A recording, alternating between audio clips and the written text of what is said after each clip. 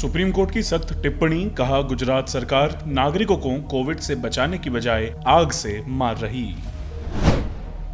नए आईटी नियम 2021 मामले में व्हाट्सएप फेसबुक की अर्जी पर केंद्र को दिल्ली हाई कोर्ट का नोटिस। नवजोत सिंह सिद्धू के सलाहकार मालविंदर ने दिया इस्तीफा, कश्मीर और इंदिरा गांधी पर दिया था विवादित बयान। दिल्ली में अगले महीने 6ठी से 12वीं कक्षा तक दोबारा खुलेंगे स्कूल, कम होते कोरोना केस के बीच लिया गया फैसला। दिल्ली में सीएम अरविंद केजरीवाल से मिले एक्टर सोनू सूद, देश के मेंटोर के बनेंगे एम्बेसडर।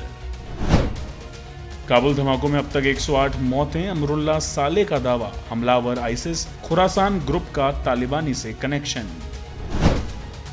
और मध्य प्रदेश के भोपाल में सीवेज की सफाई करने गए 3 मजदूरों की मौत, 2 का शव बरामद, 1 मजदूर के शव की तलाश जारी।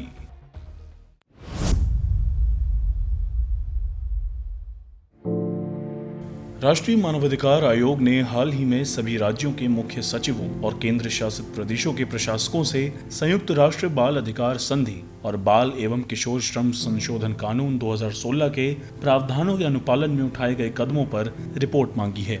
एनएचआरसी ने अपने हाल ही के बयान में कहा कि स्वतंत्रता के 70 साल बाद भी बच्चों के अधिकारों की रक्षा के लिए विभिन्न कानूनों और योजनाओं के बावजूद बाल मजदूरी और बच्चों की तस्करी का जारी रहना राज्य की मशीनरी पर एक बड़ा प्रश्न चिन्ह लगाता है। एनसीआरबी की एक रिपोर्ट बताती है कि देश में ज्यादातर बच्चों की तस्करी बाल मजदूर, घरेलू कामकाज या फिर यौन उत्पीड़न के लिए की जाती है।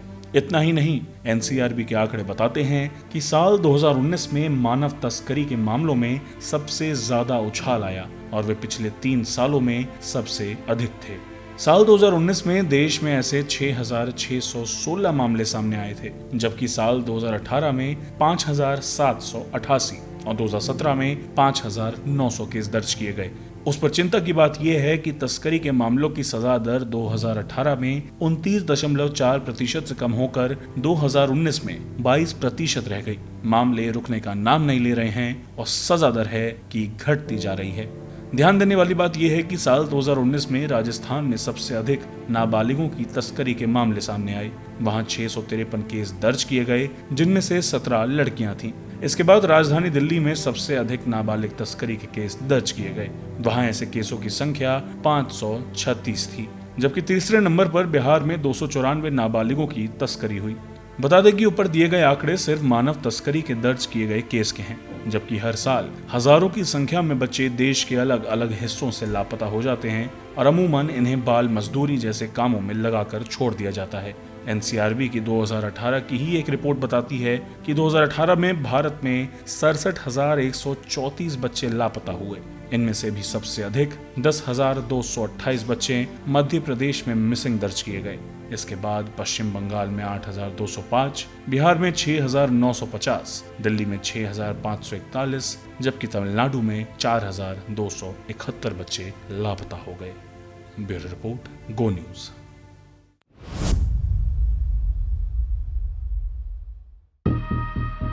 काबुल एयरपोर्ट के बाहर शुक्रवार को इस्लामिक स्टेट के आत्मघाती हमले में 13 अमेरिकी सैनिकों समेत 90 लोगों की मौत हो गई है। इनके अलावा 150 लोग घायल हुए हैं। इस हमले की जिम्मेदारी इस्लामिक स्टेट ने ली है। मीडिया रिपोर्ट के मुताबिक गुरुवार शाम काबुल एयरपोर्ट के बाहर एक के बाद एक 2 विस्फोट और गोलीबारी हुई। हालांकि तालिबान ने दावा किया कि उसके किसी भी सदस्य को नुकसान नहीं पहुंचा है।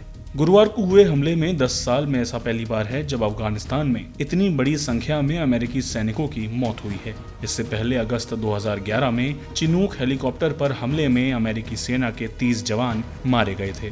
काबुल एयरपोर्ट पर अमेरिकी सेना लोगों को अफगानिस्तान से निकालने में मदद कर रही है। इस बड़े आत्मघाती हमले की जिम्मेदारी अफगानिस्तान के खुरासात प्रांत में इस्लामिक स्टेट की शाखा ISIS-K ने ली है। अमेरिकी राष्ट्रपति जो बाइडेन ने काबुल में हमले के खिलाफ जवाबी कार्रवाई करने का संकल्प लिया। उन्होंने स्पष्ट किया है कि विस्फोट इस्लामिक स्टेट की शाखा ISIS-K द्वारा किए गए।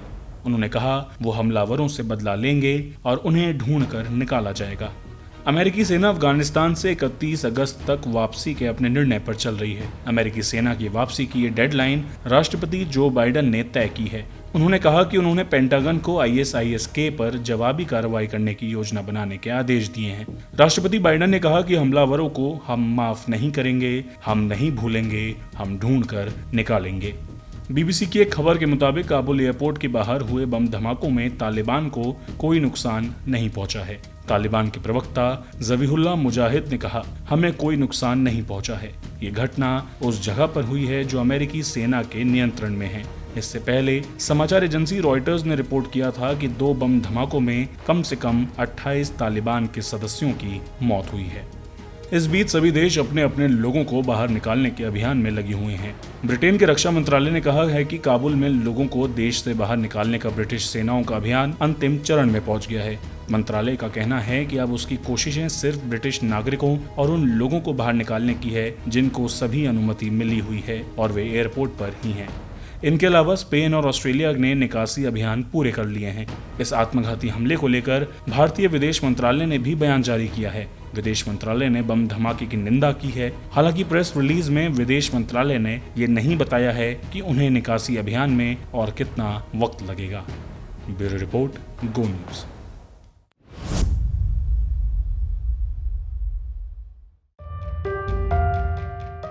मैनुअल स्कैवेंजिंग पर प्रतिबंध के बावजूद मध्य प्रदेश के भोपाल में सीवेज की सफाई के लिए उतरे 3 मजदूरों की मौत हो गई है। सीवेज लाइनों को साफ करने के लिए सुरक्षा प्रक्रियाओं और उपकरणों के इस्तेमाल के सुप्रीम कोर्ट के आदेश के बावजूद ये हादसा हुआ है। गुरुवार को Ahmedabad fire and emergency services के कर्मियों ने 2 मजदूरों के शव निकाले हैं, जबकि एक मजदूर के शव का पता नहीं चल पाया है। अहमदाबाद मिरर की रिपोर्ट के मुताबिक राजेश कानू मेड़ा और भरत मनु मेड़ा के शवों को बरामद किया गया है। ये संदेह है कि दोनों की मौत सीवेज लाइन के अंदर जहरीली गैस की वजह से हुई है। रिपोर्ट के मुताबिक 30 फीट तक खुदाई किए जाने के बावजूद तीसरे मजदूर संदीप कानू मेड़ा के शव का पता नहीं चल सका है। इन सभी मृतकों में 2 सगे भाई थे जो राज्य के दाहोद जिले के रहने वाले थे। देश में सीवर और सेप्टिक टैंक की सफाई एक जोखिम भरा काम है और मजदूर चंद रुपयों के लिए बिना सुरक्षा उपकरण के जान जोखिम में डालकर सेप्टिक और सीवर टैंक की सफाई करने उतर जाते हैं।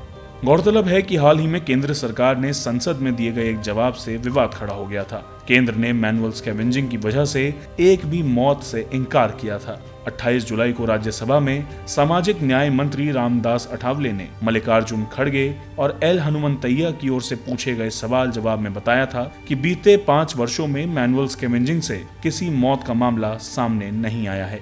जबकि बजट सत्र के दौरान लोकसभा में एक लिखित जवाब में सामाजिक न्याय मंत्री रामदास अठावले ने ही बताया था कि बीते 5 साल में सेप्टिक टैंक और सीवर साफ करने के दौरान 340 लोगों की मौत हुई। ये डेटा 31 दिसंबर 2020 तक का था।